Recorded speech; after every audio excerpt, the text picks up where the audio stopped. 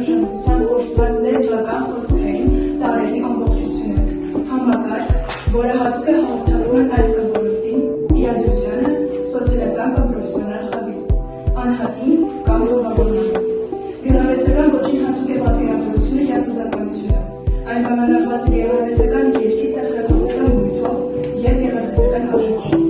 Գեղարվեստական խոսքը ուղղված լինելով մեծաքանակ ընթերցողների կամ ունկնդիրների կարող է հանդես գալ և մենախոսության, և երկխոսության ձևով, ընդ որում վերջինիս նպատակն է ձեռքում իրականության ստեղծագործական վերարտադրությունը։ Արագը բարեխոսական բնույթի վիրական ստեղծագործությունը, որտեղ այլաբանության միջոցով ներկայացվում, ծաղրվում և քննադատության են ենթարկվում մարդկանց արածները։ Ինչ է արագը։ Արագը դա ստեղծագործական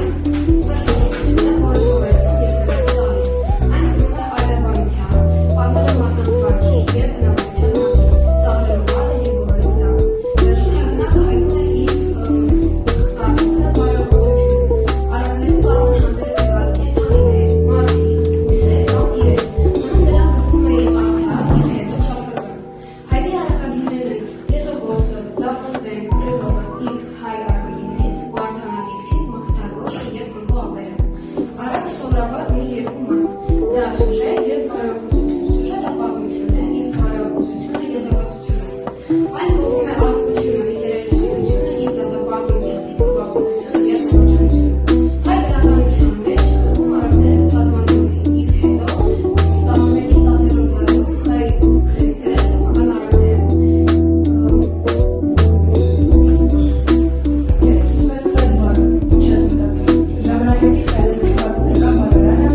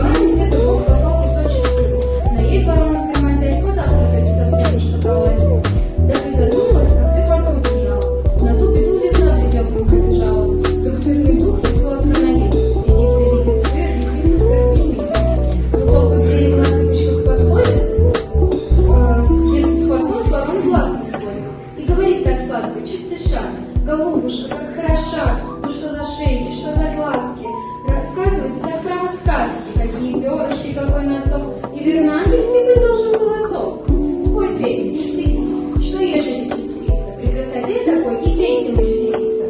Еще мне наспахал, скружилась голова, от радости в забыл дыхание сперла, и на приветливые лисицыны слова ворона каркнула во все воронье горло, сын выпал, и с ним была глубокая дорога. Հայկական առանձները հաճախ հիմնում են հեքիաթների և մասասների վրա, բացի տարբերություն եվրոպական և ռուսական առանձների, հայկական առանձները մեծ շեշտ են դնում մարդու մտավորության և աշխատասիրության վրա։ Հերոսները հաճախ կենդանիներ են, գյուղացիները, աղքատները, ծերերը ու երեխաները, առանձները շատ բաց են, բայց իրուսավոր։ Ռուսական արաբների ավանդույթ հարաբերում վառ ներկայացված է Իվան Կրլովի ստեղծագործություններում։ Նա ողջունվել է եսախոսի և լավագույնների առակների, սակայն նրան հարմարացրել է ռուսական ոճը, դարձնելով նրան հասկանալի և խողովստան իրարաշրջանով։ Ռուսական արաբները հաճախ լսված են հեգնանքով, երգիծանքով և ծաղրով։ Նրանք քննադատում են հիմարությունը, սուրբությունը, առանձնահատկությունը, իշխանության ռեժիմ և բյուրոկրատիան։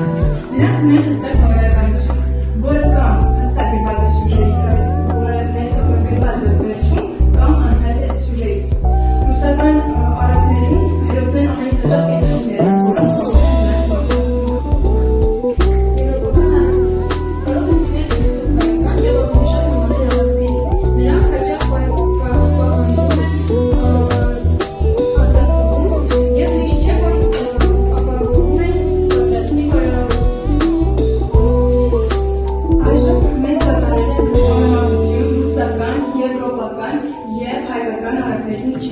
որը կներկայացնենք աղյուսակով։ Եվ այսպես առակագիր, Վարդան Այդեքսի թեման աշխատասիրություն և ազնվություն, խրատ աշխատողն է հաջողում։ Առակագիր Նուխիթար Գոշ թեման արդարություն և խոհեմություն, խրատ խոհեմությունը բոլորի ամրությունը։ Առակագիր Ժանմոթոնտեն թեման հպարտություն և անհավասարություն, խրատ գոռոզությունը կործանում է մարդուն։ Եվ Իվան Կրլով թեման թուլություն և խաբերություն, խրատ խելացինները ուժեղ ներդրություն։ Եվ հիմնական տարբերությունը հայկական առակները ավելի ջերմ են, իմաստուն, ուղղված ժողովրդական փիլիսոփայությանը, բարոյականությանը, ուղղված մարդկային արժեքներին։ Ռուսական առակները սոցիալապես քննադատական են և երգիծական և հումորով, հաճախ բացահայտում են հասարակության և իշխանության սխալները։ Եվրոպական առակները ավելի համամարտկային և փիլիսոփայական են, ուղղված բարդ և չարի, ազատության և արդարության մասին արտացոլմամբ։ Գրադի նշանակությունը ասոցիալ։ Գրադը սովորեցնում է մարդկանց քաղաքականից ու ազգի վերաբերյալ օրինակ, բարության նկատմամբ ակնթարթ ապահովում է մարդու օրը։ Նման խրատները բողոքներ երեխաների կամ քաղաքականների հասկանալի ճիշտ ախտորոշումը։ Օրինակ, մարիսկի ճնշումը։ Մի անգամ գյուղացի ճնշումը գազանա և դրետի սարից։ Անցնողը մշը տեսնելով նրան, խեղճում է և համակողմից ասում։ Ճնշումը սկզբից վախենում է, բայց հետո ուզում է, որ տականում և սկսում է երգել։ Այդ ժամանակ ապես է փոխանցվում և լսվում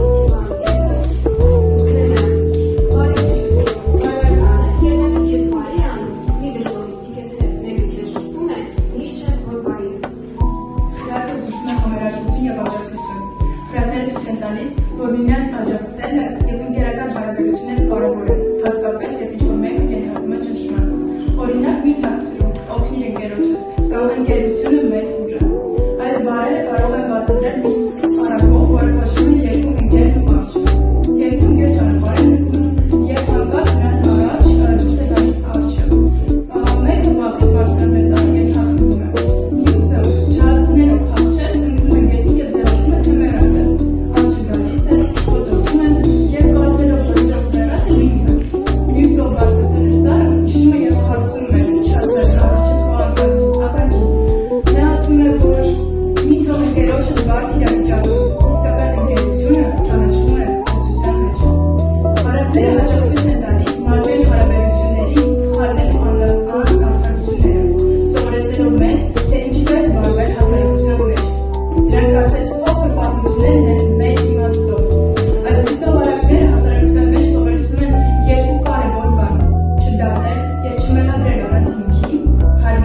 հնարավորությունը և հասկանալ օրենքի անդրադարձությունը։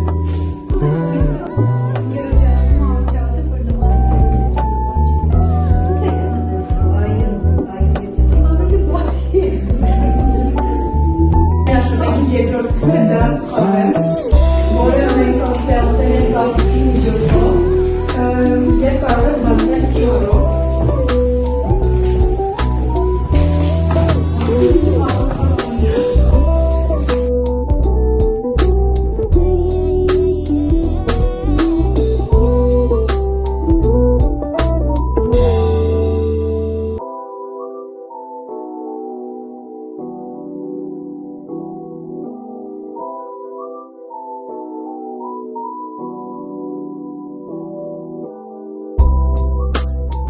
Ժողովածուն և նոր ժամանակներից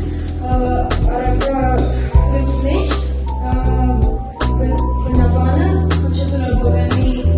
հայտ խոսքերն են, որ բացեք